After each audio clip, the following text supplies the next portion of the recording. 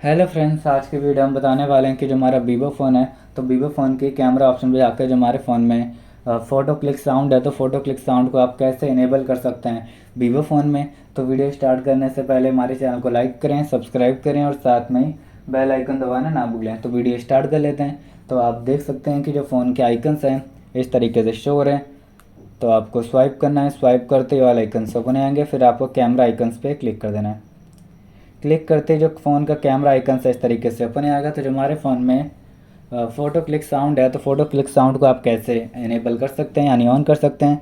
तो देख सकते हैं कि जैसे हम इसको क्लिक करते हैं कोई भी साउंड शो नहीं हो रहा है, तो इसको इनेबल करना चाहते हैं। इस पर क्लिक करेंगे और थ्री ओपन कर लेंगे सेटिंग। तो हमारी फ़ोन सेटिंग ओपन हो गया है और जैसे आप इस पर क्लिक करते हैं तो जो हमारी फ़ोटो क्लिक साउंड है ऑन हो जाएगा। तो आप जैसे फ़ोटो क्लिक करोगे तो इस तरीके से साउंड हमारे कैमरे पे शो होगा।